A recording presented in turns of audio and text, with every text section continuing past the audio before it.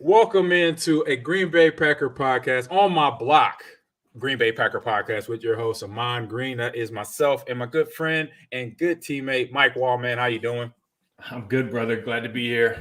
All right, yeah. So if you're just your first time tuning in to the podcast, we talk about Packer stuff, but obviously it's the off season for the Packers. They didn't make it to the game that they should have been in, but so we talk about other things that's going on around the NFL and around sports in general because we do have a Super Bowl still going on against the Bengals and Rams, so we're gonna hit on that, and then obviously coach carousel thing going on, and other little tidbits of information that we love to share with you here on our podcast. And I know, Mike, you've been in this neck of the woods, betting and all that fun stuff when you used to live in Vegas. So the big game is finally here. So this is our first ad. I'm gonna read here. I'm excited about this. I know Mike is too. A little change in our pocket to keep it real. All right. So the big game is finally here as we hit Super Bowl Sunday with the last game of the football season. As always, Bet Online has you covered. From odds to scores, totals, player performance, props to where the next fire coach is going to land. Bet Online is the number one spot for all the things NFL betting in 2022. And it's not just football. Bet Online's basketball, hockey, boxing, UFC odds, coverage, and the best in the business. And so from sports right down to your favorite Vegas casino games, Bet Online is your number one online registration or wagering destination. So head to Bet Online today or use your mobile device to sign up today and receive your 50% welcome bonus on your first deposit. Just use our promo code BELIEVE, BLEAV, to get you started. The fastest and easiest way to wager on your favorite sports and play your favorite games, Bet Online, where the game starts. So there we go. Bro, do you bet online? Do I bet online? No. Hey, I like so when here's the deal. If you live in Vegas, you sports bet. Right. Everybody stops doing table bets. Like some guys play poker, but all the things you see in the casinos with playing craps and all that, man, that doesn't. If you live there, you get real comfortable in the sports book. I think if I live there, I will at least do the sports betting because I know sports, I understand sports, all the sports, not just our sport, but other Olympics and everything. And they have those TV shows where they got the guys that are like setting the odds and whatnot. Like it's super, super interesting stuff. Like honestly, I always wonder why teams aren't hiring those guys. Like, I'd be paying those guys like $5 million a year, man. Just tell me like why we're supposed to lose this week. You know what I mean? Like it just makes so much sense. Well, we got betting online is, even as players, man. Let me rephrase that. As ex-players, it makes the game a little bit like it makes it a little bit sweeter, doesn't it? Oh yeah, it does. It does, especially because we know stuff about the game and we know stuff about sports, so that makes it easy to bet online. Real easy. So nice ad there. There we go. Boom. Nice job. Done. All right, let's get into this Bengals and Rams a little bit here. Is that -4? I think it's 4.5 now. That's the line. Yeah, it's 4.5 now. Okay. All right, so that's the matchup. That's the one thing for the bet. Hey, there you go. Bet online, dude. There you go. Bet online. 4.5 matchup. What's that -4 mean? That's why I don't bet online. Yeah, there's a push-up bet. Yeah, that was there. There you go. I'll do push-ups all day. Yeah, I can hit you there. But first up on the slate here, we got Trey Hendrickson, the D lineman, linebacker, versus Whitworth, the veteran that was a Cincy Bengal years ago, and now he's in the Super Bowl going against his former team as a Ram. So what you got here, Mike? Yeah, so I just wanted to think of like some couple of matchups that I'm going to be watching for, and this was like the first one off the top of my head, just because I think last week in the Chiefs game, and you never want to say that Patrick Mahomes can be influenced by anybody else because he's like, I think he was almost too good, right? Mm-hmm. But Orlando Brown Jr. is the Pro Bowl left tackle for the Chiefs, and Trey Hendrickson was in the backfield a lot, and he influenced with his rush the footwork and the eyes of Mahomes a ton during this last game. And so it was super interesting for me to start thinking about, because we talked about it earlier when the Packers played the Rams, and you can kind of point to the way that Whitworth he's a massive human. Yeah, we're all rooting for him. All the old dudes rooting for him, right? Because he's like 39 years old, playing left tackle in the league. So I can't even fathom. Like the longest I ever thought I would even dream of playing was 35, and I didn't make it there. I was dreaming 50. I was dreaming 50. I wanted to be. Listen, what's the old Raider? What's the old Raider that played to his 50s? You must be talking about Janikowski, man, the kicker. No, well, close to. But anyway, we'll go ahead. Go ahead. So, but my only point was like when we watched him with the Packers and remember Rashawn Gary beating from the strip sack, he's got a flat set rush. He opens his hips up, and that is exactly how Trey Hendrickson was beating Orlando Brown Jr. over and over and over again. He was at his feet. He got a couple sacks. Obviously, the rush, they were dropping it. They were doing a bunch of different stuff that affected him, I think, in the second half as well. But that's a key matchup to this game because you start thinking about, Matthew Stafford has the propensity to get sacked. He has the propensity to see the rush. Now, usually the rush comes like when we saw them get the break speed off them by the Tennessee Titans, they were coming up the middle a little bit more. So it'd be interesting to see how they adjust the rush for that. But I think this is a key matchup to watch because Whitworth's going to have his hands full with this guy. He's been playing at an all-pro level. Yeah, and that's something that obviously we'll be seeing on tape. The DC, the linebackers, the D linemen, they're going to be like, ooh. Because I know when I saw things on tape where I see a linebacker that didn't take on the block the right way or he kind of hesitates going into a tackle, then I'm like, ooh, okay. I'm going to test him. I'm even if they're good, he's like, to me, I'm going to still test you. I don't care if you're Pro Bowl, all pro. I'm going to still come in there and be like, hey, we're going to see if you all what it is on paper, So this next matchup I like, Aaron Donald versus Joe Burrow. So let's get into that. Let's not waste our time and talk about Aaron Donald versus the interior of the Bengals line because they really don't even exist to Aaron Donald, right? They're going to double team him every time. He's still got the biggest double team win percentage in the league, I'm sure. He's a generational talent. He's the best defensive tackle I've ever seen. He's going to beat those guys consistently. The real question, and Joe Burrow gives up sacks, and they call plays where he's going to hold the ball. He'll watch the rush. He'll give up those sacks. They throw the ball 30 times. He's going to get hit 13 of them. The other 27 times when he lets that ball go, magic happens. And so it really comes down to, is Aaron Donald the first guy that can really rattle this kid to the point where he can't effectively operate that offense? Because the one thing that we've seen, I think, everybody's kind of changing when you watch the media, but I think players have been talking about this for weeks now. Joe Burrow is the first guy that we're all watching kind of going, wait a second. It doesn't even matter what O-line he has in front of him. It doesn't even matter what plays they're calling. Like, nothing they're doing makes it – like, this is a huge logic bomb dropped on everybody who's ever put on pads because they should not be winning games. They should not be operating on offense. They shouldn't have a chance in a lot of this stuff. I'm going to give the coaches and the organization credit for building a culture that they believe in themselves, but I'm just going to say, like, they believe in Joe Burrow. You take Joe Burrow off this team, they have no chance, and I've never seen a guy come in and it's really his first year as a starter, be able to withstand and weather the kind of beating that he's taken week in and week out, and not only withstand it, but actually grow from it, look it right in the eye, and then defeat his opponent. He's an amazing guy, and I'm just interested to see if the best defensive tackle I've ever seen play football can finally be the kryptonite to this guy, Superman. Right. That's the part for me, too, to see how dominant can Aaron Donald be to a Super Bowl line, even though obviously they're not the best line in the league, talking about the Bengals offensive line, but they're a Super Bowl line now. So it's going to be interesting how that goes. And then for Joe, it's just to see what more, like you mentioned, what more can he take, or what would be his kryptonite? What's going to crack him? What's going to make him really bleed and be like, okay, where he's second guessing himself. And I think that's obviously the next level to take, because anybody that's faced him, they got to him. They put him on the ground. They pressured him, and he's got up and he's like, you know what? Here you go. Boom. There's a pass open. I'm going to run for this first down because I need to. Boom, and get it. So you got a guy that's looking at a situation, which as for a coach like us, we see it as we want our players to think that way, to have that typical, type of mentality. Be like, you know what? Yeah, you punched me in the face, but I'm going to swing right back, and I'm going to keep swinging back.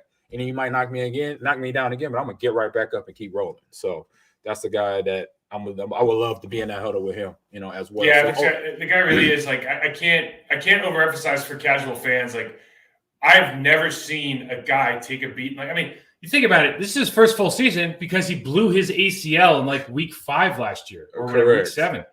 Yep. He blew his ACL. He comes back on schedule, ahead of schedule. And this is the year he has. And I think he's gotten sacked 63 times this season so far. 60 plus, yes. Yeah, and this last game versus the Chiefs, dude, Chris Jones is camping out there. We talked about it last week, and he's just running for first down, just making things happen. He doesn't blink. Like, as good of players as we've been around, I've never seen a guy just not even care about the rush like this guy. He's unbelievable. Right. And that's going to be beneficial for him going into this game. So now on to the wide. Not for his career, bro. Like, you better enjoy this one because he keeps getting hit like that. Like, exactly. Yeah. Hopefully, if they get the Super Bowl win, they see be like, look, at least I got the ring. Now, if I get beat up for the rest of my career, at least I got. He's gonna be wearing those Dan Marino knee braces here for like his entire career. Pretty soon, he keeps it up. I'll tell you that much. Right, exactly. All right, to the guys that he's throwing the ball to. So, we're looking at both sides of the team. So, we're looking at the Rams wide receivers to the Bengals wide receivers, and so I'll go with the Rams first. We got Cooper Kupp, as we know, he got the Triple Crown for the year. OBJ, Odell Beckham Jr. there, and then we got a guy that's been there in times, and a guy who obviously is on IR. Robert Woods is probably one next to Cooper Kupp in terms of that. But the guys who's playing Van Jefferson, and then tight end Tiger Higbee, and he has a knee injury as well that he's coming through. And then we're looking at the Bengals side. We got T. Higgins, and then we got Jamar Chase. We have, and then the tight end CJ Uzomah, who went out also with an MCL. So they got guys young. I say more veteran on the Rams squad and then youthfulness on the Bengals side, Mike. Yeah, and listen, you got a Triple Crown winner on one side. Odell Beckham Jr. at one point was probably considered the most talented wide receiver, at least in this class, if not in the entire NFL. Correct. And now you've got this new kid, Jamar Chase, and it's like, I don't know what happened down in LSU a couple years ago, but these two guys got together, and I think Jamar Chase, I read today, he hit over 200 yards in the national championship game when Joe Burrow was throwing him the rock. Right. And now he's going out, he's setting rookie records, he's setting NFL records for playoff yards. And it's just, he's a difference maker. When he gets singled up, it's almost a handoff at this point. And Joe Burrow has this awareness. I didn't know this, but his dad was a college D coordinator. So he's been watching defense his entire life. So his pre-snap. Yeah, I knew that. His pre-snap, I think everybody knows that but me, but his pre-snap stuff is just unbelievable. He knows exactly that, hey, he's Jamar singled, I'm going to hand the ball off to him from 20 yards away. And if he's doubled, like, I got these other guys that can flat out play. Yeah. So, I don't know who you pick here because obviously Cooper Kupp's had such a great year and all these things. But this Bengals team, I just feel like, gosh, they just have a lot to them. Neither secondary, not named Jalen Ramsey are household names. Jalen Ramsey and that matchup, maybe that should be our matchup, is Jalen Ramsey versus Jamar Chase, because when you think of like who's the best guy in the league right now, I think it's Jalen Ramsey, hands down. Yeah, and he has that mental strength to play DB, because not that he's not accustomed to get frustrated, getting beat, or get frustrated if he gets a PI call. No, not that. It's just he won't back down. Right. He will get in your face. He don't care what wide receiver you are. He could have played in the 80s and the 90s. Because he gets in your face, and then you know what? I'm here for 4 quarters. And even if I just strip you, I'm getting in your face, and because we know that's probably that position, position and the wide receiver position, probably the most, as we know, trash talking positions out there. But we all know what the trash talking is for. It's for the mental. It's to try to break you down, before the physical gets breaking down. So they're trying to get in your head to work you, just like they're trying to work a route. And so I like that too. To see what Jalen Ramsey, being the veteran over Chase and any other receiver that he may have to cover come Super Bowl Sunday, that's going to be a big deal. And I'll say probably a deciding factor, because obviously we know we got Cooper Kupp with, just for the playoffs, 386 yards. Who's going to cover him? Eli Apple? Like, are we thinking Eli Apple's going to be the shutdown guy? No offense, potentially Super Bowl, right. Or not, right? But that anybody you put, anybody you hand. Any person on the Rams offense, Van Jefferson, OBJ, anybody you put out there is a mismatch, right? Tilted towards the Rams. It feels the same way on both sides this week, so it'll be interesting. The Bengals deployed a lot of drop 8 last week. You kind of got the eyes off a little bit of Patrick Mahomes, but you go back to Ramsey, and one thing that I love about Patrick Ramsey is like he kind of reminds me of maybe a more athletic Richard Sherman. Jalen. He said Patrick. Oh, sorry, Jalen Ramsey. Yeah. It reminds me of a more athletic Richard Sherman, right? In the sense that he doesn't mind coming up and tackling. Like he likes to lay the wood a little bit, and he's gotten to that point where it's not like this year. Tavon Diggs had all those picks, but he was jumping a lot of routes, getting beat on double moves, and Ramsey's kind of one of those guys. Like, I really don't want to throw. Like, we can take away a quarter of the field, half of the field. Like he's kind of that guy where the quarterback doesn't want to test him a lot. Yeah. But again, that's why it's so intriguing, because I don't think Joe Burrow cares about any of that. I think Joe Burrow's like, my guy's open, dude. Trust me, he's open. We'll see exactly. Just call the play. Right, and then on the Rams defense, they brought in out of retirement Eric Weddle. I know. Was a veteran and a smart. I mean, the best veteran you could find chilling at home to be in the defensive backfield. When I found out they picked Weddle up, I'm like, for one, I did not know he was retired, and I'm like, what? I think he's leading the team in tackles right now too. Probably because he knows the ball. He's one of those DBs when he was with the Ravens. He could get to the ball. Coming from that defense, having Ray Lewis, and then obviously having Rex Ryan as his coach / DC, being the defensive, he learned a lot. A lot of guys. We got what's his name? He's the coordinator down in Madison. Was also the safety for them. I can't think of his name. He'll pop in my head later. But those guys on that defense, that Ravens defense, they learned the ins and outs of everything offensively and how to stop it, situational wise, and then obviously the basics of tackling or basics of being a defender, make tackles, do that. And that's one thing solid about Eric Weddle being in that roster. I was like Weddle because Weddle he started his career in San Diego, right? And he was a really, really good player, but he's a white safety, and he's playing for a team that never makes the playoffs, and you're just kind of going like, he never really got respect. And then he started growing this beard. And his beard kind of gave him notoriety. And then I think his beard had like a Twitter, like a verified Twitter account or something. And then everybody realized, like, I'm gonna do that one day. Something on me is gonna have a Twitter account. But then everybody realized, like, man, this dude is a really, really good player. Right. But I think he lived in like relative anonymity for like 6 years when he was like playing at an all-pro level. He was just on the wrong team, and finally his beard gave him the respect he deserved. Man, and that's not crazy a bad world, thing. This NFL we live in, bro. Right. It's not a bad thing to live in anonymity, and be in the NFL, be a 1%er, and just be in the wrong place at that time. You know what I'm saying? Wrong place, wrong time. Be on that team. So from that, okay. So who do you think has the advantage in this game for QBs? Who has the advantage in the QB area? I think it's obvious for me. Joe Burrow. I think he's playing at a high level. And the other thing is too, they're playing with house money, right? Like the Bengals aren't supposed to be here, dude. True. Like, we'll go back to the bet. The bet online, right? Yes, they're not supposed to be here. They're not doing anything that makes sense. They're just winning games with this guy. And I feel like, the Rams went all in this year. Like they have some salary cap issues next year for sure. They have draft pick issues for the next couple of years. They brought in now Stafford's only 33, so he's going to probably get another shot at this. You look at the road to the NFC Championship is going to go through LA or Green Bay, depending on what Aaron Rodgers does for the next couple of years. It looks like, and so, but you feel like because of like the vindication, the justification that every move that they've made from Matthew Stafford to Von Miller, all these guys they brought in, it feels like all the weight and all the pressures on the Rams side. So I think it lays with Stafford. Therefore, I think Joe Burrow can just sit back and. The guy just sounds like arrogant and cocky as hell. Like, yeah, man, I'm good. This is what I do. I show up at championship games. But he's not being cocky. He's just like, hey, facts, man. I've shown up every single time. Check my receipts. Check my receipts. Check. You gotta love him. Yeah, check him for that. So I'm gonna go with Matt just for the grittiness and what he's been through the last 12 years, 13 years in Detroit. Not taking nothing away from Joe in that instance, but just saying, okay, we got. Two of these quarterbacks, like I mentioned, they kind of similar because they got that mindset. It's both tough for different reasons. Joe obviously coming up where he was growing up because his dad being a football guy, defensive coordinator, coach, around different people as a kid. But then obviously Matt coming from, he's from Texas, so that's a football state. But then obviously getting to Detroit and then just being a Lion.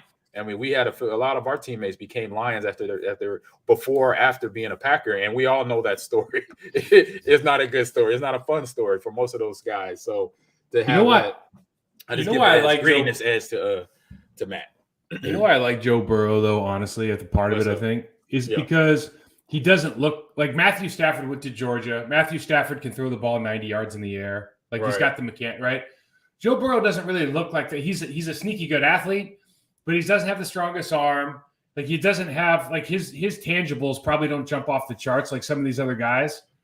And I like that because that means to me like he has to have learned every trick of the trade. He's got to be that much like more mentally disciplined. He's got to understand how to watch film better. Like his details have to be better because his physical isn't necessarily where it's at. And I think majority of us, listen, you were a phenomenal athlete from day one. Like the majority of us are like, I had to live in that world, right? So I see that guy and I want to root for that guy. No, you was one of those guys too. But you know what you're describing, Mike? You're describing the ugly person. Yeah. Because the ugly person, no, okay, look, I'm ugly. I'm overweight or whatever. You know what? I got to have something different about me to attract the other sex or the other person or somebody to bring me in. You know, there you go. I like it. So that's what you're describing. And something else I was going to throw in there about Joe. Oh, yeah, the other thing about Joe is it's probably because he has the same look as Macaulay Culkin from Home Alone. I've been seeing all these memes and these gifs of him and Macaulay Culkin all over the internet saying that he's gonna, what the robbers did, what Macaulay did to the robbers, he's gonna do that to the rap, whatever. It's just hilarious. And then people comparing Matt Stafford to the kid from The Sixth Sense that's all grown up now. He got a little chubby face, but he has a little kid too. But now as an adult, he has a beard similar to Matt Stafford. So they're comparing them two guys, to Matt and and Joe Burrow. Just throw that out there. So play calling. So we got two guys that are from the same. Actually, one is from under the tree of the other, literally. Mm-hmm. So we talking about McVay was at the top of this tree, and then under him is Zach Taylor, the quarterback, now head coach for the Bengals. So play calling advantage. There's no question to me this is Sean McVay, except for, I guess because we just keep looking at you just got him hit again. Like he's still doing 5-7 drops. He just got hit again. He's not making that adjustment. Right. Yeah. But I guess, there's genius and simplicity, right? Or sticking to what you believe, or just, hey, listen, we're going to ride the hot hand. Right. And you would think that, generally, you would say that the LA Rams head coach is a master play caller. Definitely. Obviously, I think his IQ is probably somewhere in the 180s or some ridiculous thing. Right. He just seems like a real innovator, and I would give it to them. I say on the other side of the ball, the DC matchup is going to be really good. Lou Arama was down with me in Miami. He did a really good job in the second half against the Chiefs of mixing up coverages, dropping 8, showing double mugs every once in a while. Mm-hmm. And then they'd spy with the defensive end on Pat Mahomes, but they'd only rush 3. And he really got the eye discipline of Pat Mahomes off a little bit during that second half. And I think that contributed to them only scoring 3 points. So I think the defensive struggle is going to be really interesting. But I think from a play call, from a head coaching perspective, I'd have to go with the LA Rams. Yeah, and I'm in agreement with you. McVay, just watching once he got in the scene, really being the head coach, and obviously when I found out he was a play caller, just seeing the different formations and personnel they use and how they switch up things offensively to throw a defense off, similar to, like you said, with the Bengals making their adjustments to Pat Mahomes, adjusting to their defense, spying the defensive end or spying the tackle, doing those little things to make the player they're trying to stop see something different. So that's what McVay does. He brings that part of the game that as players, I know for me, I'll speak for myself, playing in my career, I didn't really think about the offensive formation and doing some of the things I've seen them do. I just think basic, okay, put a tight end there, put a fullback there, to put the wide receivers, 2 to the right, 1 to the left, or, let's bring them in a little tighter to make a bunch formation, do this, have some fun, but never really thought, okay, we could do a double tight end set, have one, but then it's still it's a run and pass formation. It's like, oh, so he kind of like brought my attention to that. And then because obviously that's a big thing, trying to make sure the defense doesn't know what's coming at them. They'll think run, and obviously it's the pass because they're play action off. That's a definitely good hats off to McVay there. So next is momentum. Who has the advantage in momentum in this Super Bowl Sunday coming up? What you think? Right now, just because it's the home team and everything that's gone on since last Super Bowl that the Tampa Bay Buccaneers did it's the Rams and they have the people, like I said, guys that have been there already, so they understand the weight, the pressure. They understand this game, and when you're in your second time in Super Bowl, I believe you feel oh yeah, we did this. This is what we got to do. And it's more a matter of fact than, oh my God, we're here. I'm excited. Yes, it's the first. Now it's past that. Now it's like, okay, now we're here we know what we need to do to win this game. We need to lock these dudes down, this, that, and the other. So I think that, and then being in the home city and the city wanting it for years. And I believe the Super Bowl hasn't been there in a long time anyway. Yeah. So boom, that's where the momentum lies for myself. What about yourself? Just to take the other side, I would say that the Bengals. So they won their wild card game. Nobody thought they were going to win. Then they went and played the Titans, I believe, right? Yep. Number 1 seed. Yep. And they beat them. Then they beat not the number 1 seed, but the team that everybody thought was inevitably going to win, right? Maybe win the Super Bowl. So their pathway here and the way that they've done it, and they've done it as a team. And, as much as we're talking about Joe Burrow and how masterfully is, like, he hasn't been thrown for 450 yards. Like, they've been winning it as a team. Right. But you and I know this well, man. Players win these games, and players set the tone for your team and the culture of your team, and the way that their quarterback is kind of speaking things into existence right now. Mm-hmm. Hey, don't call us underdogs. We deserve to be here. We're a good team. We'll show, and he just keeps everything this kid says. They've bought into, right? I don't know if they put his stuff up on the bulletin board every day. I don't know if Zach Taylor's out there just, kind of feeding them lines, but everything this kid says, right, they just buy into, man. Like, this whole team just believes that they're going to win. And again, I really do feel, because of all the things that you said, they have the vets, they have the home field, they have this home field advantage or pressure, depends on how you look at it, depends who you are. Correct. They're favored by 4.5. On paper, they should win this game. There's no question they should win this game, right? That's I think for me, I don't know if I can pick. I don't know. I'd take a coin flip on this game, but I won't be surprised either way, because I really do think the Bengals have this momentum of confidence. Again, because maybe in large part the quarterback, but too, they're playing with house money, man. They have absolutely nothing to lose. If they lose this game, they go back to Cincinnati heroes for making it to the Super Bowl. They go, this guy's 24 years old, has an incredible career. The Rams lose this game. Woo! Because this is the last best chance for years the Rams are going to have, because that team has got to blow up. You're right. Exactly. You got it. Because you said that the blow up part is all the free agency transactions about to happen here in like 3.5 weeks. So they got to figure out that cap and all that fun stuff there, that I'm like, nah, I'm not going to mess around with that. All right. Pass it on to Unitrust Warfare. Yeah, man. So we got AG. We have not one, but 2 ads this week, because it's Super Bowl week. What's more important than peace of mind, AG? Nothing. I don't know. and that's what NordVPN is here for, to give you peace of mind when you're online.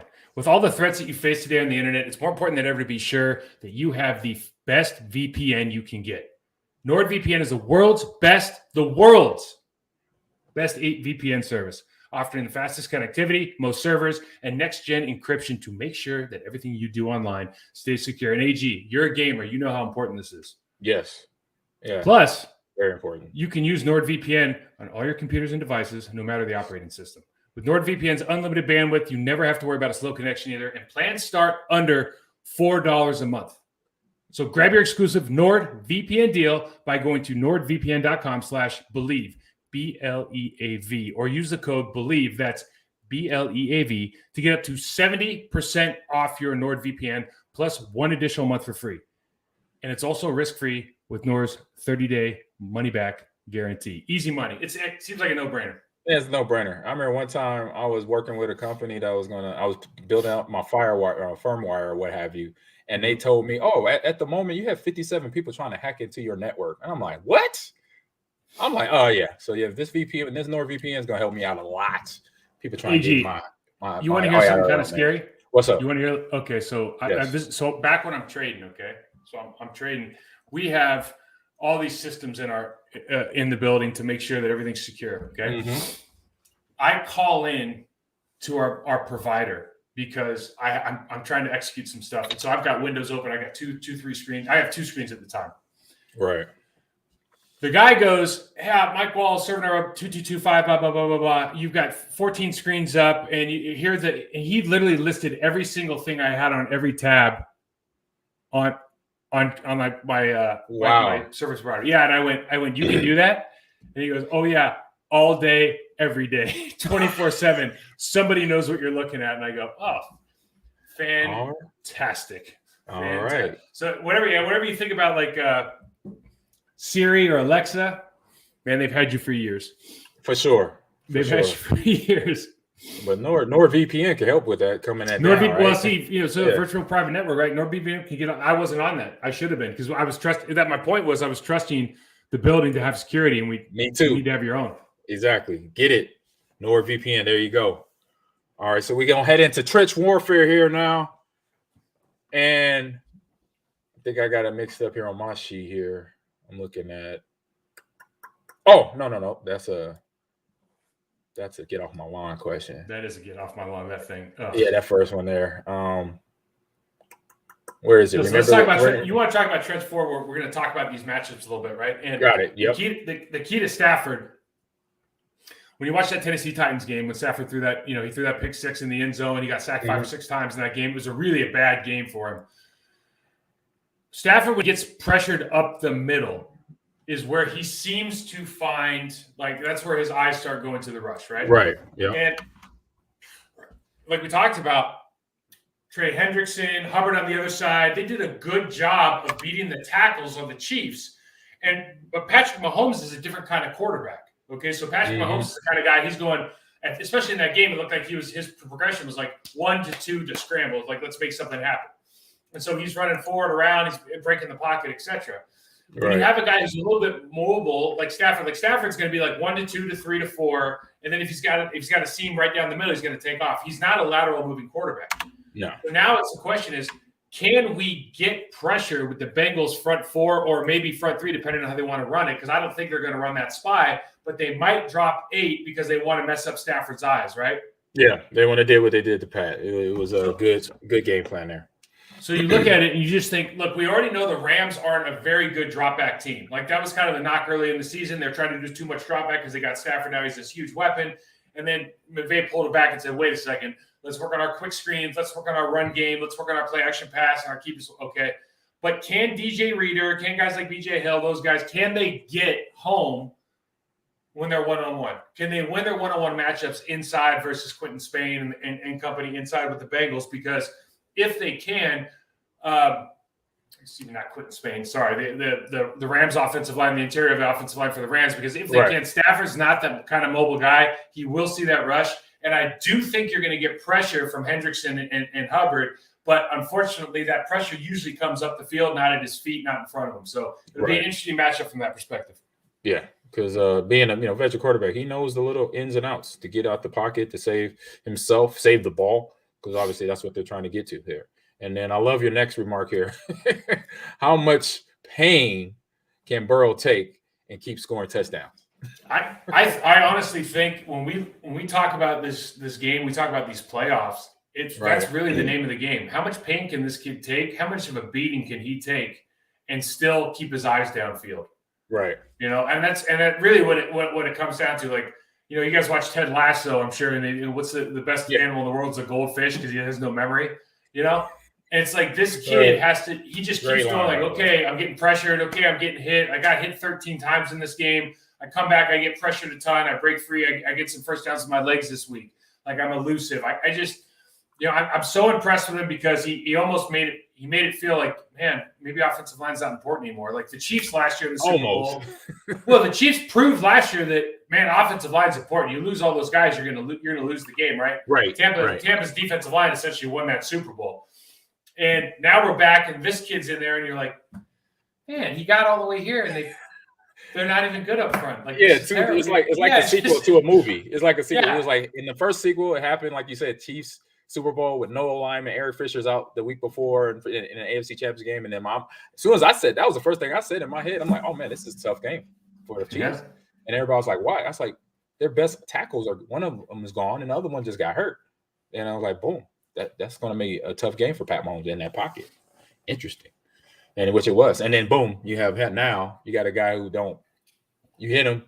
Like, all right, I'm just gonna throw a touchdown. You blew me up. No, 6. Let me ask you this question, and we don't want anybody to get fired or anything, right? I'm just asking the question. Given the fact that they could win the Super Bowl, do you still have to fire your own line coach? Like with the Bengals? Yeah, I mean, like it's still a production game. You know what I mean? Because like they're winning, and he could very easily, like the O-line coach could walk in and be like, "Hey, listen, Zach, you're calling plays. Like the kid holds the ball. Like there's all these reasons besides us getting beat, you're getting hit. Right. But usually, if you were in this situation, like if they lose the game and he gets sacked 10 times again, does he get like he probably gets canned? But if they win the game and he gets sacked 10 times, he probably doesn't. Probably, you're right. Right? Like but it's kind of crazy to think about. But I'm having a conversation. I'm like, hey man, we got this kid is not made of titanium.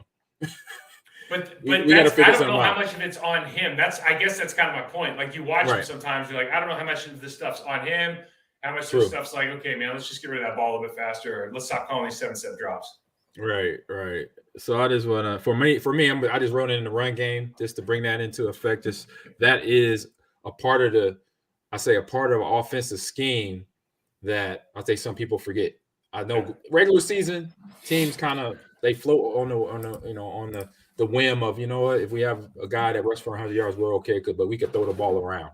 So we know the Packers kind of live and die by that. The Chiefs live and die by that. But you got to have a run game. Even though you got two big offenses that put points, you got to have the guy that then grinds with the offensive lineman to get those short yardage plays converted on the goal line.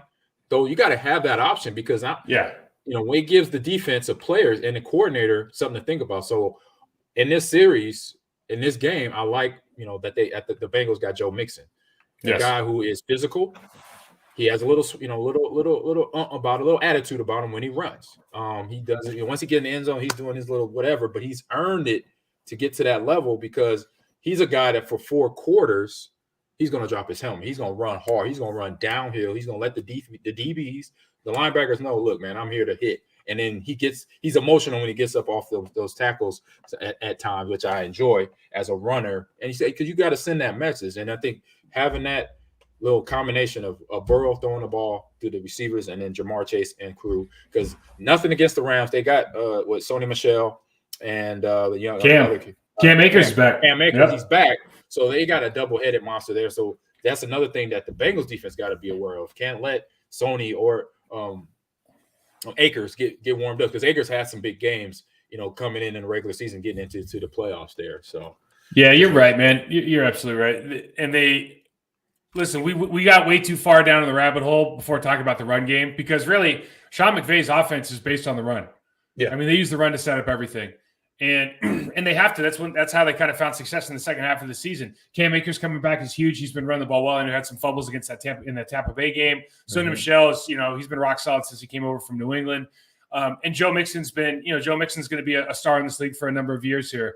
They have the talent, and what the most important thing about the running game to me is you start dictating the terms of confrontation, right? I'm dictating it. Yeah. Our offense is now determined in terms of confrontation. You don't know as a defensive lineman, you can't tee off every play, right? You're gonna have to take some punishment now because I'm gonna give it. You're gonna give some punishment now, right? You're not getting up there and pass protecting. You're trying to go down and run somebody over. Like the balance of power shifts if you can dominate in the run game. If you can get 120 yards a game, you should expect to win that game every time, unless you just really lose the turnover battle. Because you're winning the line of scrimmage, you're winning the clock, and you're winning the feel of that game. You're going to have – now, you might have it with the quarterback here with Joe Burrow or Stafford, but you got 20 other guys that are like, man, we are getting our head beat in. You know what I mean? Because and we know this very well, right? Yep. To get 120 yards of rushing on your offense, it's not about the running back and the offensive line. It's about the running back, the offensive line, the tight ends, and the wide receivers doing their jobs. Everybody. Because all your best runs are when Donald Driver is blocking his ass off in the secondary, right? Yep. That's the only way those things break big. That's why San Francisco does such a good job, right? Because they put their heart and soul into it and make it a priority. But it's a big part of who you want to be, how you want to dictate everything. And you're absolutely right, man. That could be the key to the game, AG. Honestly, who can run the ball better? Exactly. And on that note, we'll take it to Get Off My Lawn, presented by Masterworks. So, Mike, you want to make some money? I would love to make some money on this podcast. Right. So how about you invest in an exciting asset that outpaced the S&P 500 164% for 25 years? I'm talking about art. Masterworks is the new investing app that lets you invest in blue chip paintings from icons like Picasso, Monet, Warhol, without needing millions. Over 300,000 people have already signed up. So get priority access with your unique promo code. Log in to masterworks.art/believe. That's masterworks.art/believe, BLEAV. See important disclosures at masterworks.io/disclosures. What you got up there? I just made some art you can invest in right now. There you go. Boom.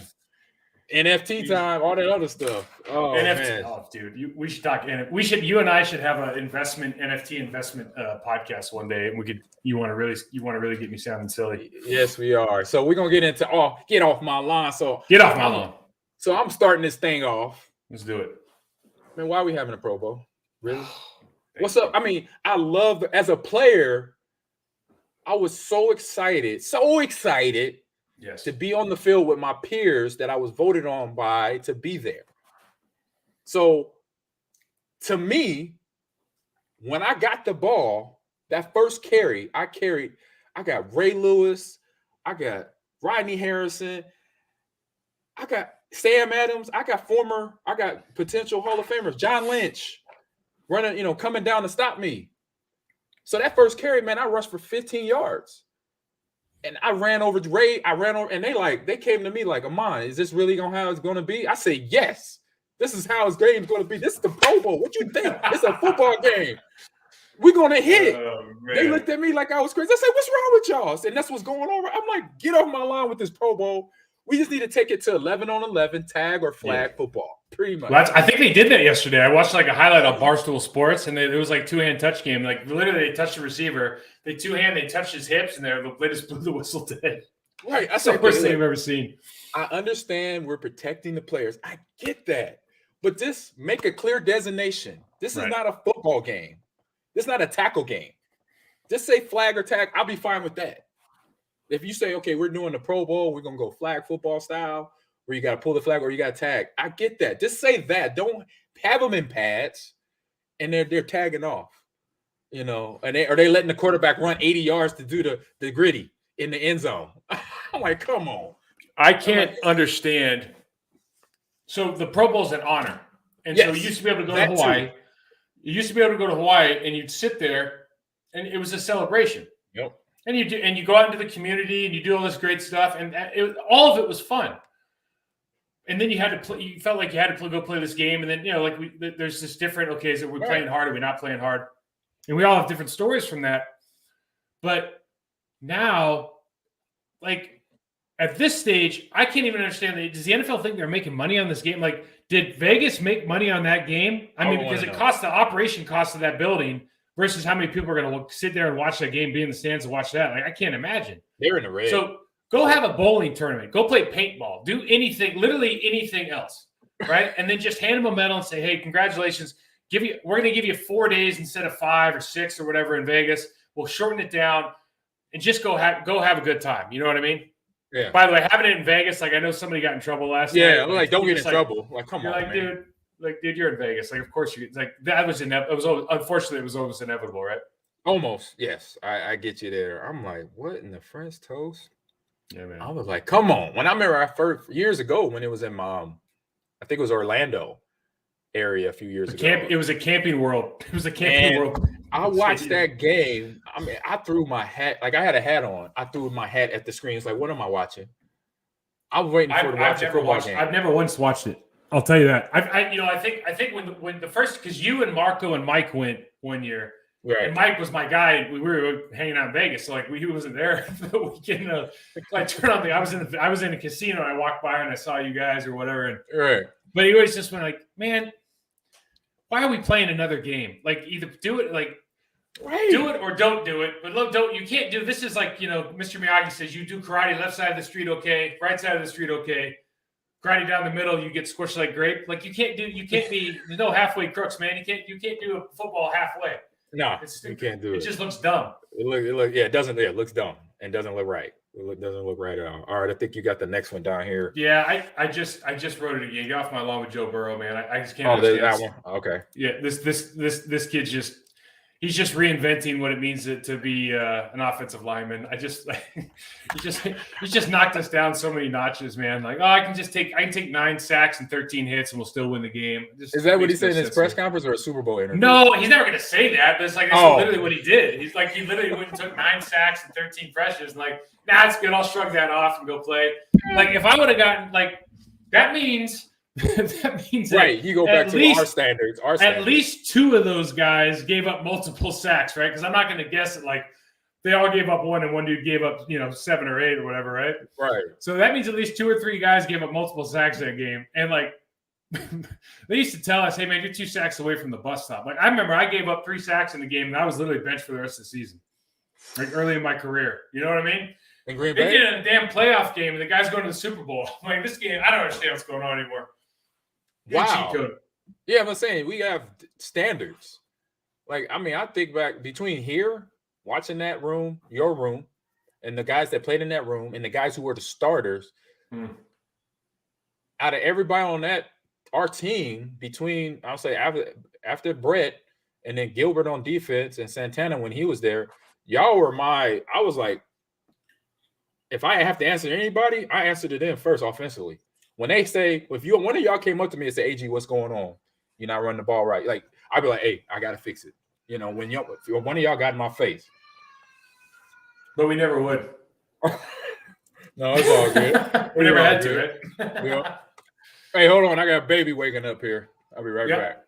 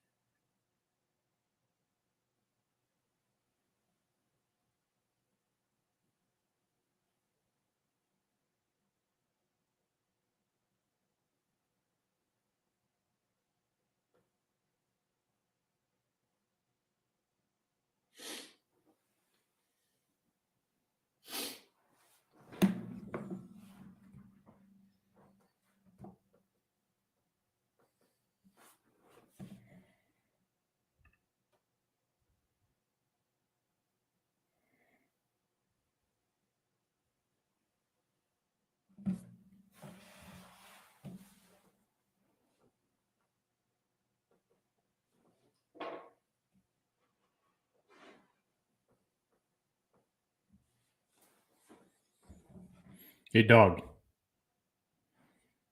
Doggy. I can't hear me.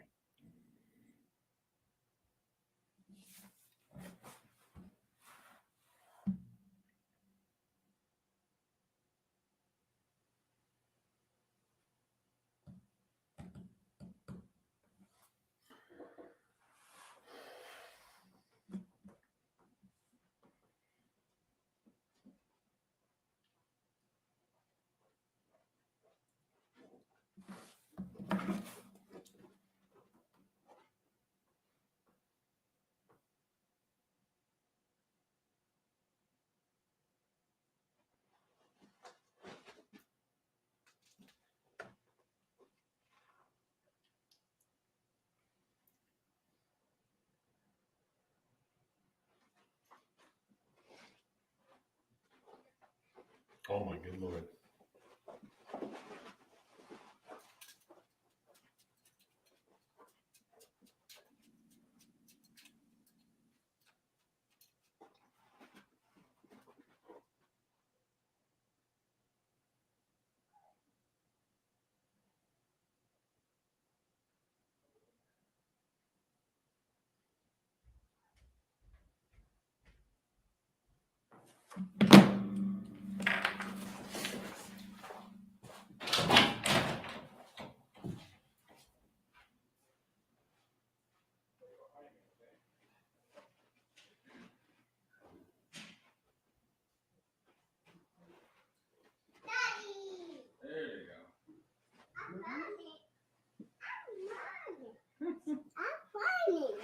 There we go.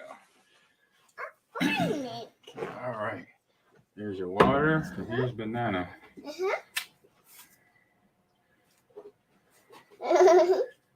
There we go.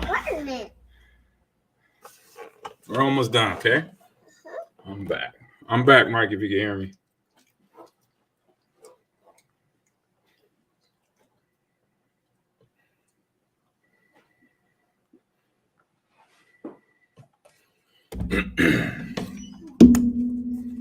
Whining.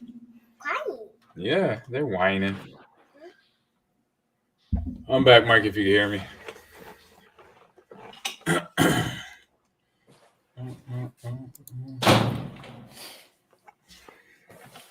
Aha, yes. Ready, Kimosabe. Yep. All right, we're back. Yep. Get off my lawn. All right. So you got the next one here as well. Yeah, hold on. Talk about. Yeah, man. So I think.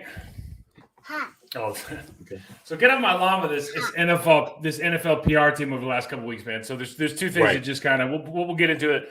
The second part probably a little bit more, but Right. Goodell puts out that memo. So the first thing you do when they hit that Brian Flores lawsuit is they just vehemently deny everything within like 45 minutes. Like, you haven't investigated anything, man. What are you talking about? Then you come back. Right. And you put out a statement today. Like, they did something else. Today they put out a statement to like a memo to the NFL. It's just like, hey man, we're just gonna pass the buck. It's just a pass the buck. Kick the can down the road, some BS. Then you start looking at this nonsense with the Washington investigation, the sexual misconduct investigation with the Washington Commanders, and the joint investigation. They no written reports, all oral reports as directed by Roger Goodell. You can't have what was the other thing? Like, they have the discrimination to cover everything up as they see fit. Like, wow. The thing that's crazy is, and what I don't understand is the NFL enjoys a very special relationship with the United States government in the fact that they're in the way that they're taxed, right? They're taxed in a manner that really allows them to prosper far beyond what they would otherwise. And when we keep talking about all this stuff, you would think that one group, when you're under some sort of federally led investigation, you would have some sort of authority, and still Roger Goodell and the NFL is allowed to like sweep everything under the rug, especially right now in this day and age with sexual misconduct accusations. Like that just drives me insane, man. So there's all this other stuff we can talk about too, but like, get off my lawn with that. Definitely. Kidded way off my lawn. Don't even come in my neighborhood, and still understanding why it's still there and being okayed basically by not being, I say, addressed the proper way by the powers that be, by Roger Goodell being one of those persons that address it and actually put a plan together to deal away with it. So yeah, way off my line with that one. I'm with you. We're gonna talk about that more. So let's get it. What's Senior Bowl combine? Yeah, so it's the only thing. Like Senior Bowl. I know you. Yeah, you know all this too, man. Like, yeah. And you were a big time recruit back in the day. And like Senior Bowl, the combine. Like, the scouts aren't learning anything new there. I mean, yes, you can get medical there, right? Right. You can maybe you have another interview, but these games and these physical measurement deals, there's a time and a place for everything, and it's kind of like the Pro Bowl to a certain extent, where the only people that are really betting from this are like Reese's Pieces, whoever's running the Senior Bowl or whatever, right? Right. And then like maybe the city of Indianapolis, when they have, maybe the restaurants get a boost, and at least I know the bars do, and like when they're open up for the combine. But realistically, like, I know they're TV events, I know this is a media-led deal, but again, it's kind of at the expense of the development of these athletes. And I guess we can argue the Senior Bowl, like, hey, you're getting some NFL coaching, maybe that's an opportunity to impress. But I just feel like when a guy's done and ready to go try to make the NFL, we do a really poor job of putting the onus or the importance, like the level of importance on, hey, we got to go over this combine. We got to do all this interview prep. We got to go to like special combine training. Dude, you know what you got to get really good at? Playing football. You need to go understand what the basic requirements of your sport are from a technical standpoint, from a knowledge standpoint. Go figure out those and get really good at those. We don't spend any time on that, dude. We spend time on, you know how much time, you know how many people are out there talking about, oh, don't worry, man, I'll make your start faster. Your 40 is going to be better. It's going to make all the difference in the world. It's like, okay, like that's a little bit important. Right. Cooper Kupp's kind of showing it's not that important. No. It's better to know how to run a really good route and catch the ball. Like that makes a lot more sense. So yeah, he's exactly. He's one of many players that bunked that. You know, Wayne Quebec, that's another one. You know, you got a lot of NFL players, baseball, basketball, Olympic athletes that were told you can't do that. That's why they eventually became Olympians. You know, that's why they became NFL players or basketball players or baseball players, because I figured out real early in high school that, oh, okay, my football, along with, that I run a pretty fast 40 will help me get there. But I knew the 40, I knew better that it wasn't the determining factor. You know, I had to, obviously produce on the football field. And at that time, being a high school player, you had to show up in the classroom, obviously pass your classes. So, but I just knew over time, I was just shaking my head. I was like, nah, I said a 40, unless it's a phenomenon where you see a D lineman running a 4.5 or a 4.6, okay, that's different. I'm like, but outside of that, it's not that like your time helps you get drafted. Like a 4.5, like we used to talk about this. Like you don't see any bad offensive linemen that run 4.8s, dude. They're all good. Right. It's not like because you're a good athlete. My whole point is putting them in positions where either A, they can get injured, right? Because they're overworking, or correct. B, we're spending months and thousands of dollars on really the wrong metrics of success in the long term. Yeah, that's all. That's my whole point. That's it. No, and I'm right along with you. It's like put that time towards the right information, basically, instead of all these other side gigs, basically to make money. Make money off the players in the process. So going over there. So now we're headed around the NFL with hirings and all the big stuff that's going on, like we already mentioned with Brian. I'll say we'll start off with Brian Flores suing the NFL for racial discrimination and some of the NFL hiring black coaches, but then also their practices and how they basically using the Rooney Rule as kind of like a loophole, basically. Yeah. So. I'll start with this. It's the Rooney Rule.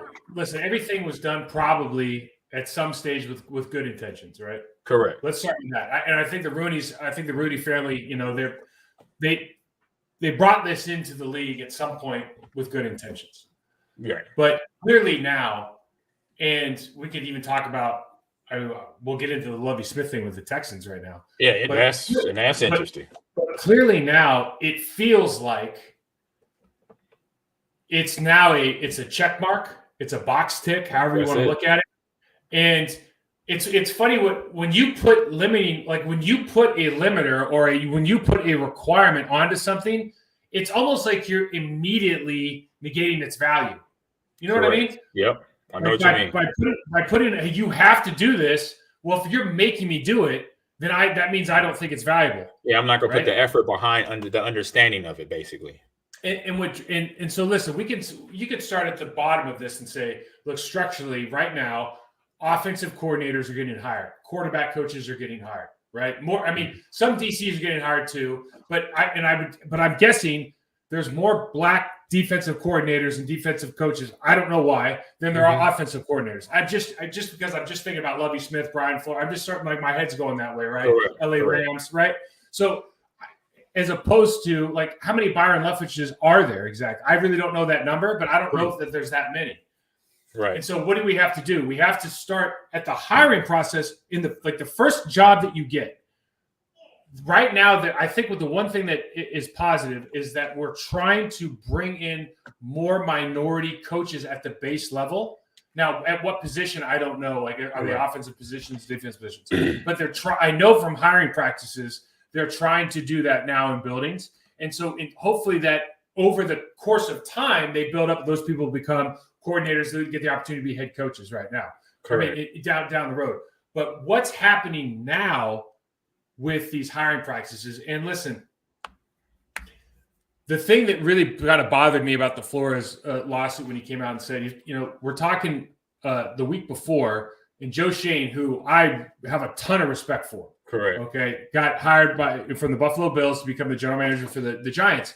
And everybody was like, well, obviously he's going to hire Brian Dable, okay? Because they just worked together intimately with the Buffalo Bills. Right, and so it became, and nobody's saying anything. It's not a problem, right? Everyone's just saying it.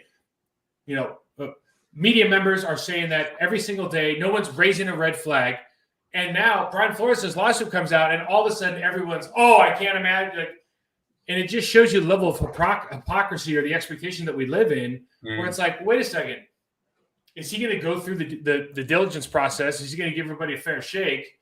And I guess we just would rather assume yes instead of investigate until this lawsuit comes up and says, actually, Bill Belichick mistakenly texted me and said congratulations before I'd even interviewed. Right. You know what I mean? So it's just the level of we're so far down the road as far as from a cultural standpoint of what this rule now means to how real NFL hiring practices are that it's very, very frustrating. But I don't know, AG, you know better than I. Like I'm being empathetic. Like I'm not necessarily part of this conversation. Correct. But it seems to me that we have to start at the hiring level. We have to say, look, we're 73% black players. We need to be reflective of that in our hiring practices. And I'm not talking about the head coaching position today, because we have problems today that we're probably not going to fix tomorrow. But if we start hiring people that are representative of our base players, then I think we're going to at least have a shot, because now it's a numbers game, right? Because one more thing I just want to say about this is, like, if a team interviews 5 guys, they interview one African American and 4 white guys. Correct. And they give the job to the 4 white guys, right? That means 1 African American, 1 black guy didn't get the job, and 3 white guys didn't get the job, right? Right. You know what I mean? And we're looking at it like those everybody could be equally deserving, but the problem that we're not kind of seeing is, like, dude, why were there 4 candidates to 1? Right. You know what I mean? Exactly. Yep. I know what you mean. We don't think about there's 4 candidates. And it starts because there's not enough people at the base level jobs that are getting hired. That's the problem. It's the nepotism at the bottom that leads to the nepotism at the top. Yeah. And I say to that, I say example is perfectly where, because I know you work for the Dolphins. Marco was there too. I think y'all were around the same time. I'm not sure. Mike and Marco got there before I did. Okay, and then I did my internship coaching at the Packers. And the only part that was, like, questionable for me after I did all the training camp, and I was waiting to get a call back. I had to call them to find out, how I did, what other stuff can I do to learn. I never got a call. And this is from, I'm expecting something from Coach Mike, because it was still Mike McCarthy, a guy who I played for, a guy who I respected and respected me, or Matt. Matt, his assistant head coach, who we know. And it was just interesting not getting that call back. And so, to your example right there, is then having that foundation where at least at the assistant level, you're bringing in folks of like backgrounds of the players. You're giving that opportunity, but you got to really give them that opportunity. Let them come in and make mistakes. Let them come in and be coaches and develop, and not just be like, oh, wait a minute, this is a former player or whatever, and we're not going to, and if they're not saying it, out loud, but they're just kind of doing it with their actions, not bringing the players in. Because as former players, that's where I look at it first. First, me being a former player, I know we're a threat, because we know more than any coach on that football field that didn't play football at a high level. So I know that's one thing that we have as former players, regardless of our background. But then when you add on a layer that you're white, I'm black, then it comes in another thing that might be a hindrance for me getting hired before you, which obviously that's where the unfairness come in at the lower levels, at the assistant levels, where you got guys that are quality control. That's where Matt LaFleur got started back in 07 and 06 with Houston, doing the quality control stuff. And we know quality control stuff is the grunt stuff. It's the marking up the practice sheets to know when to blitz, the cards the guys put up. And it's like those positions there are the important positions because they lead to what we see. Matt LaFleur being a head coach, Mike McDaniel, now a head coach for the Dolphins. Those guys started at that level. Give the opportunity to minority coaches to then work their way up and mess up, make the mistakes. And we see a lot of coaches, that do get the opportunity. It doesn't matter their background when sometimes they're in there for 1 year or two and then boom, they're gone. But then they're hired again. Let's see that too happening. Just be a fair thing, going down the line here. So yes. Yeah, that last point too is the statistics show that an African American head coach has a propensity to get fired after a 5-11 season. Much the leash is much shorter. Correct. And the opportunity to rehire, like Raheem Morris. Like I keep bringing up Raheem Morris. Yeah, he's the DC for the Rams. Yeah, it's like I think he was like 32 when he took the Tampa job. Mm-hmm. And it feels like it's time. On the one hand, it feels like it's time to give the guy another shot because he seems like a very qualified candidate. Sorry about that. She just crushed her feet with the cup. Oh man, yeah, I'm there with you. All right. Sorry about that, Mike. It's all good.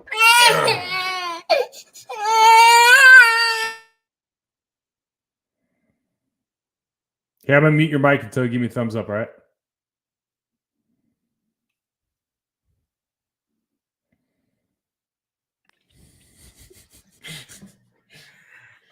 That was probably the middle of the most serious conversation we've had. Right, exactly. I'm like, oh, I'm sorry. Yeah, there you go. All right. So with that being said, we'll move on to Doug Peterson and other coaches being hired on. And one guy I already mentioned too, Mike McDaniel, and Doug too. I thought that was a step in the right direction for Jacksonville in terms of their last season. With hiring Urban Meyer, which to me personally, I mentioned, where I kind of stand with him as a human, as a man, in terms of being a coach, developing athletes, but then understanding, obviously, just having a professionalism to do certain things and not do certain things as a leader, being a head coach at the NFL level and at the college level. So big change and big ups to our former teammate, Doug Peterson. Yeah, good hire for Jacksonville. Doug's Super Bowl winning coach. This is, again, like super interesting to me, though, that Byron Leftwich, they want him, and he says, I don't want to work with Trent Baalke. I don't want to work with Trent Baalke. He's proven he's not doing a good job. I want to bring in, you remember, Adrian Wilson, safety for the Arizona Cardinals. Now you're a front office guy for the Cardinals.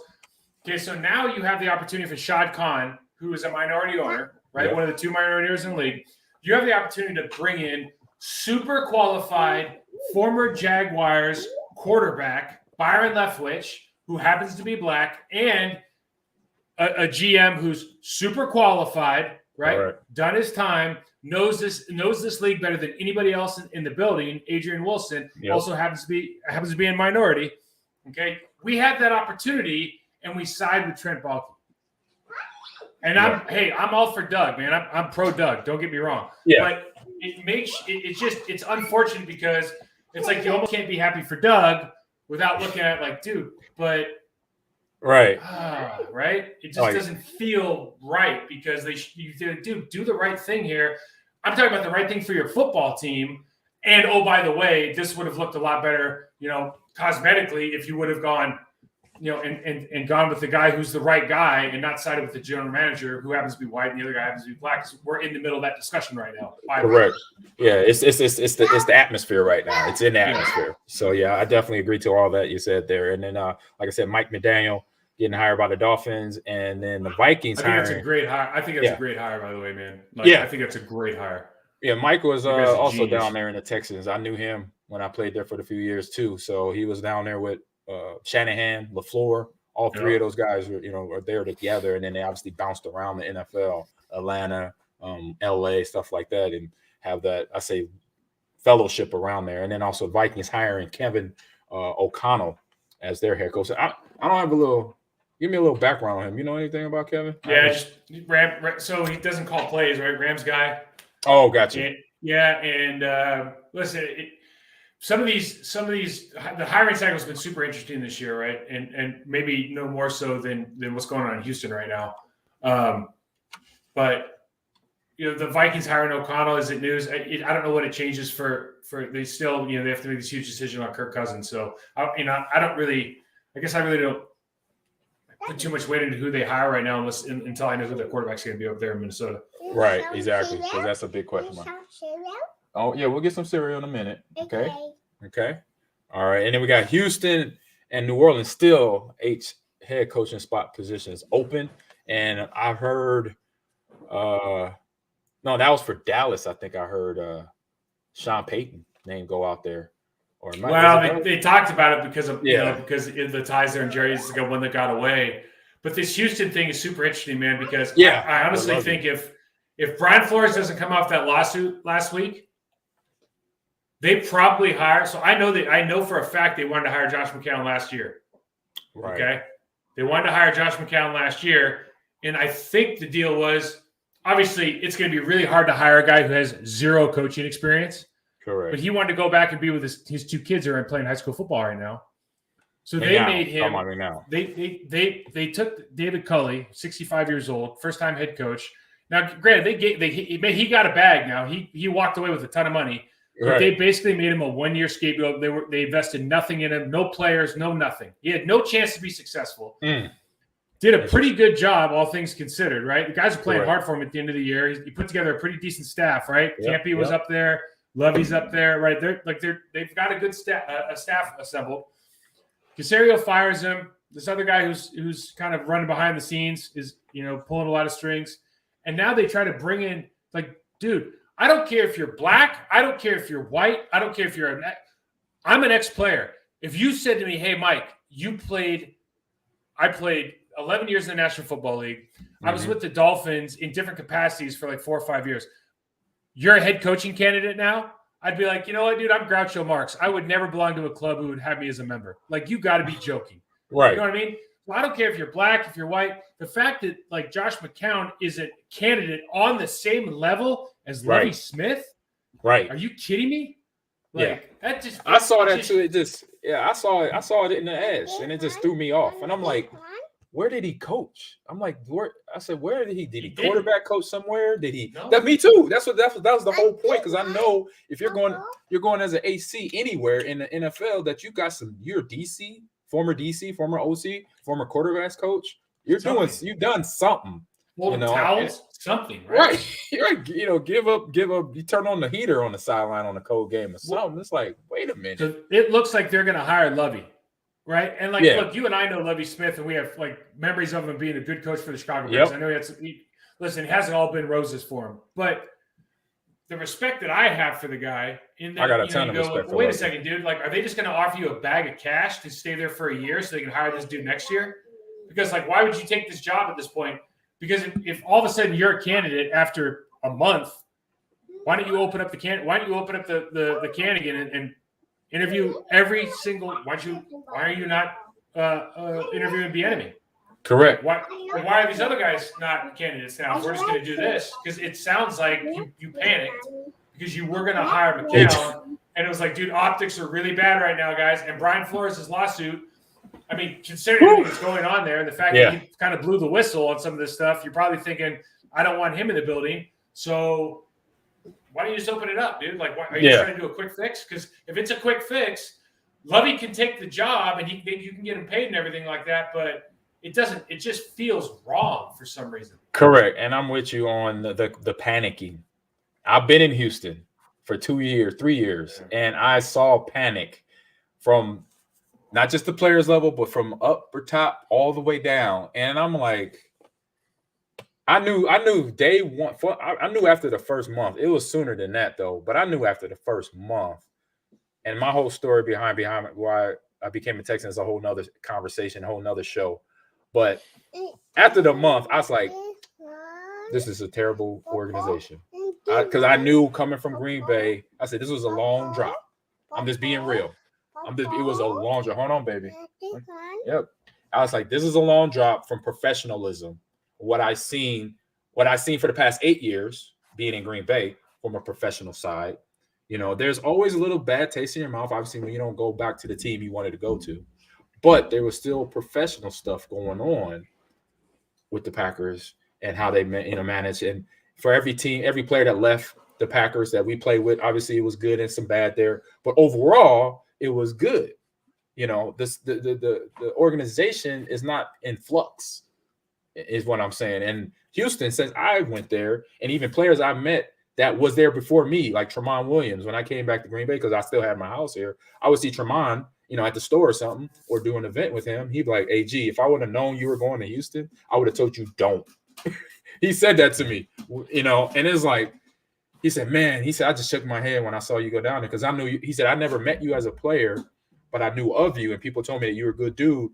And I was there my rookie year in 05, 06, and he said it was terrible for me. It was the players were this, the organization was that. I was just like, really? I was like, I wish we did, but I say it was. Well, I learned a lot. I transgressed through it. I grew up. I developed. I had to go through that nonsense to, I don't know, you know, what I'm gonna use. I kind of know now. I use it as for patience, development, if anything, and then trust, because the trust wasn't among the players. I didn't have a problem with. It was the trust was with the upper management, GM, ownership, trust, really getting into that because we never had an owner in Green Bay. So it was more the committee. We'll see the guys after the game, or we'll see Ted every now and then, and we'll, you know, hey man, how you doing? You know, what's good with you? Da da da da. But I was seeing Rick Smith every day, and you know, I was seeing McNair every other day, and I was like, this is just different. It's different, not odd, but different. So yeah, there's probably 6 or 7 teams, 5 or 6 teams in the league that have culture by design, right? That have a methodology in place, and then the other 20 some odd teams are just like floating through the wind, man. They're like Forrest Gump's leaf, right? Just gotta be floating in the wind, bro. And that exactly, couldn't say it better myself. So with that, we're done with our show. Hey, great show today, Mike. It was outstanding, from the ads and everything, and it hit those ads. Oh, they're awesome. It'll help us out. I'm gonna definitely use some of them. I might even get into a little betting online. You know what I'm saying? I'm gonna bet this game. So I call my bets in with my dad, my dad or my best friend out there. Okay. I call in my bets if I do it. I haven't done it online yet. I need to get there. Got it. But I know we have the NordVPN to secure all that, so then it's safe. Wow. We know that. All right. So you think that was their main goal? That was their main goal when they brought us all together was, hey, listen, if you want to take safe bets, take this product first. Exactly. Do the VPN first, set up your network, and then do the betting. Boom. Right. There you go. So everybody, thank you for listening in here on my Block podcast, the Green Bay Packer podcast with myself, Amon Green, and Mike Wall. So download the podcast wherever you download podcasts, Spotify, iHeart, Pandora, Apple Podcasts. Rate us, review us. We want the feedback to get better at what we are doing. And for myself, you can find me at Amon Green 30. That's on Twitter and Instagram. And then for the show, you can find it on my block on Twitter. That's ON_MY_block on Twitter. And then Mike, let everybody know where they can find you. Yeah, Mike Wall 68 on Twitter, Process to Perform on Instagram. AG, pleasure as always, bud. Yeah, same here, man. And see you next week.